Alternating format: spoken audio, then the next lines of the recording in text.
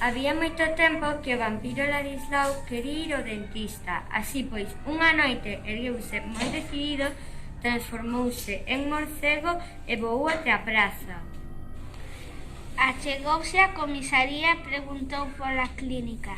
É que quero afiar os cairos, explicou, pero o garda creeu que era unha broma. É certo, mire, dixo Ladislao, ensinando a dentadura. O garda mandou non tomar vertorella. Aínda falta moito para o entroido do lambrón. Continuou voando e preguntou ao motorista: se queres, acompáñate ao hospital, sígueme. A Ladislao íanselle os ollos ao seu pescozo. Se puidese. No hospital había moita luz e un home antipático. Quero afiar os cairos, comunicoulle ao conserxe. Agarda que lle toque a ver, contestou de mala gana. Mamá, berrou unha nena, un vampiro. Os vampiros non existen, non, contestou a nai. Ladislao, enfadado, mostrou os cairos e lanzou 2 berros.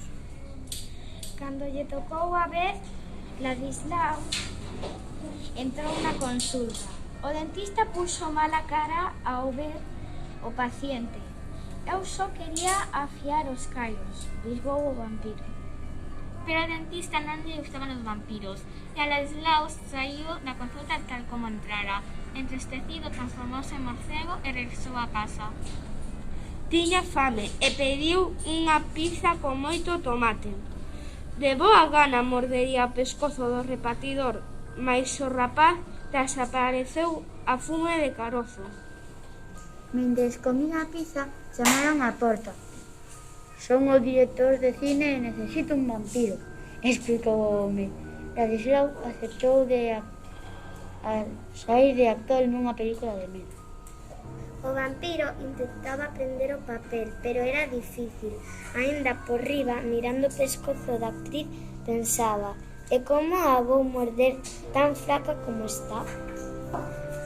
Ladislao non podía recitar de memoria o seu papel, así que deixou aquel traballo e regresou ao seu ataúde.